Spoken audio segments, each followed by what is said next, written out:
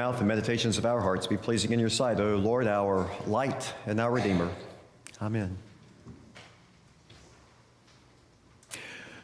This is not nearly as fun as seeing the parade go down the aisle earlier that Susie introduced us to, and thanks be to God for those of you who were willing to participate in the parade this morning, and those of you who are planning on participating in it next Tuesday.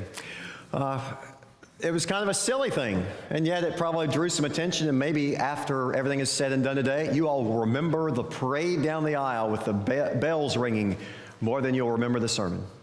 And not to say that it was a foolish thing to do by Susie. In fact, it was very wise. And yet, the foolish things of the world and the wise things of the world sometimes connect, and sometimes they collide, and sometimes it's difficult to know the difference.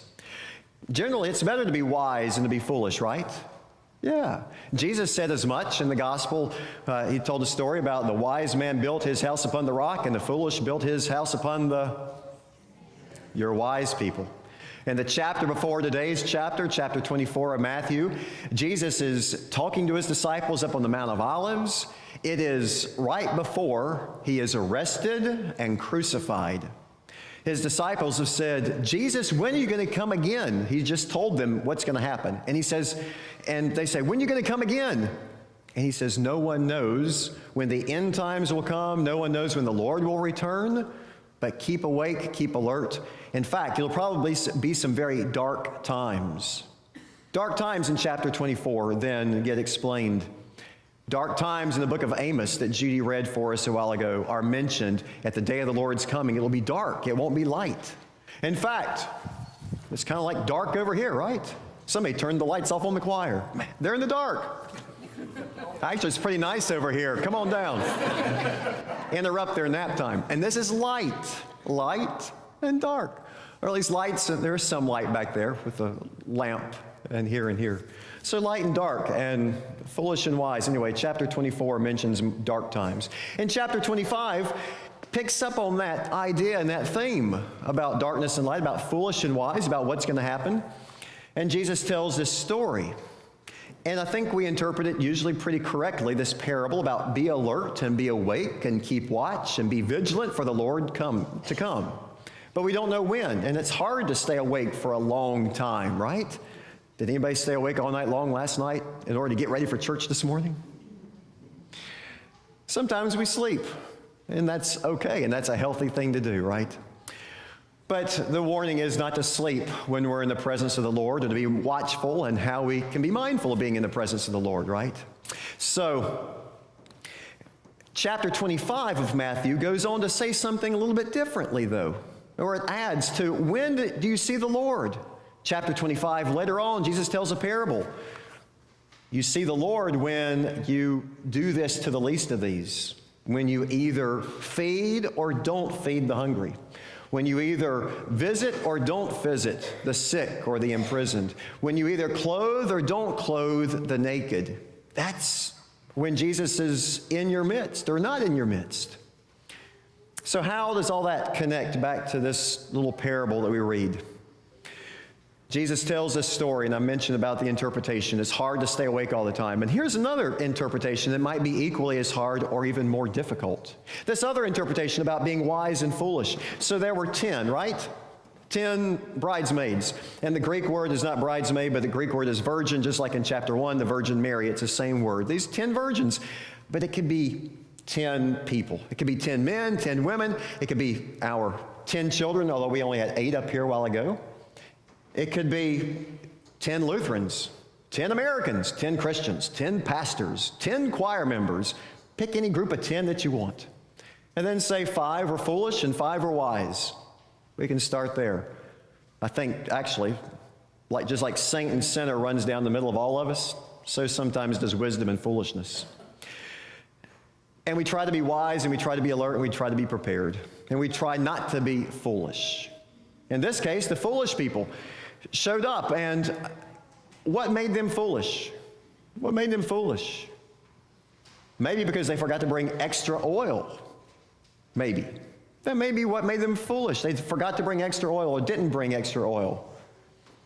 And so they wrestle with that. And the wise people seem to take advantage of that. by saying, ha, ha, ha, you don't have any extra oil. We're so wise, we did bring extra oil, and you didn't. That may be one of those things that is going on in that parable. Wise and foolish. What else makes them foolish? Maybe because they asked for extra oil right when the bridegroom is about to come, and they ask for extra oil. Hey, I'm about to run out. It doesn't say they're actually out. I'm about to run out. Do you have any extra? And it may be they're foolish because they didn't say the magic word, which is what, Haley? Please. You got it. They didn't say please. Please is an important thing to say. Right, Brayley? Yeah, please. They didn't say please. Maybe that's why they were foolish, right? Maybe.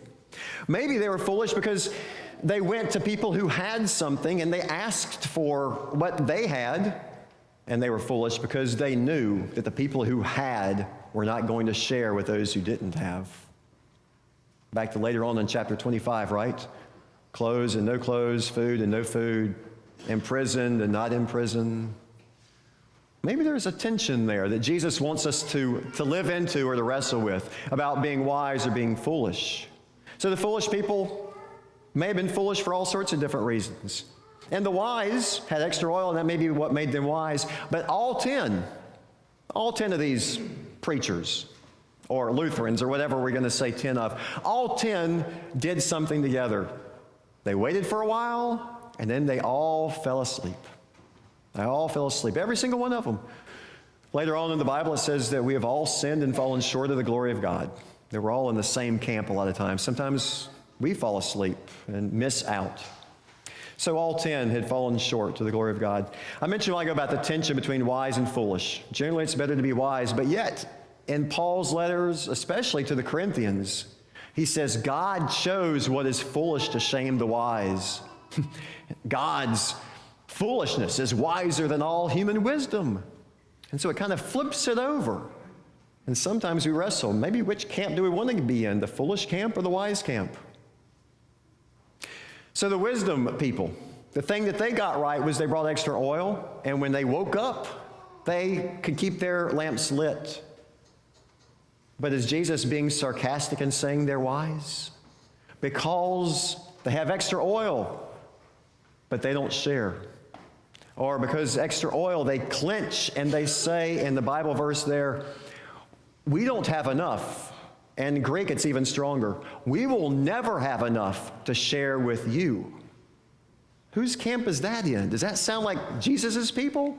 We will never have enough to share with you. Reminds me of the eclipse. A couple of months ago now, the eclipse date. And people were getting those eclipse sunglasses and going and buying and being prepared and going to wherever, to Greenville, South Carolina, for instance, to be close to the eclipse. You can be right underneath it.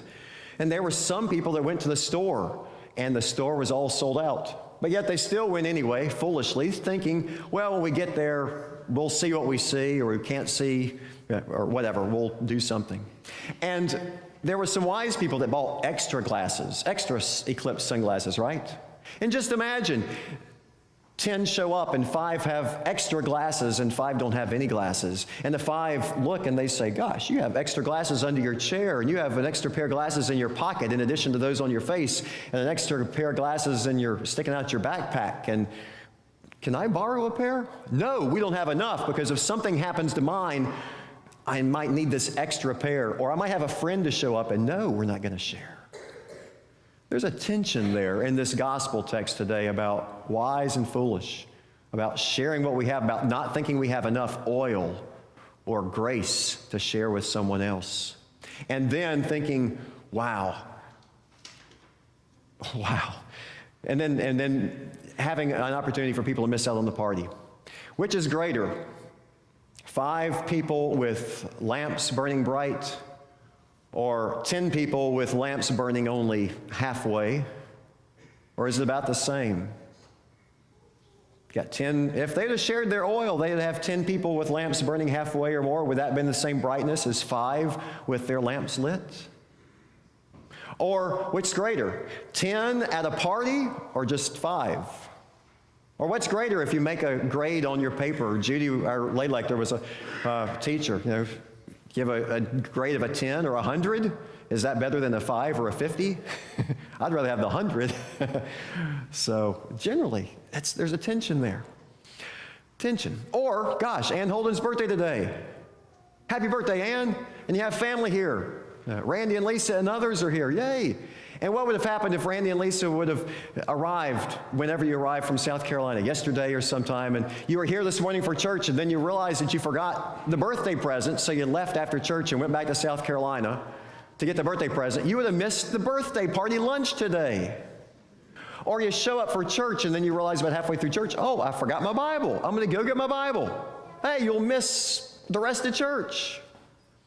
The people without the eclipse sunglasses and the people with the eclipse sunglasses, they may have gotten in a little argument, and they all may have missed the eclipse. Jesus is saying, figure out how to live together. Figure out how to live together, as Amos says, where justice and righteousness flow and meet and kiss each other, where let justice roll down like rivers and let righteousness flow like an ever-flowing stream. May justice and righteousness be upon us all as we, and what is justice and righteousness? It is loving God and loving neighbor as ourselves. Loving God and loving neighbor as ourselves. As simple as that, or as difficult as that. That may be even harder than just trying to stay awake and alert, right? Loving God and loving neighbor as ourselves. Even sharing what we think is ours with someone else. It's difficult. All I can think of is if all 10 would have been allowed in the door, what a party that would have been. Amen.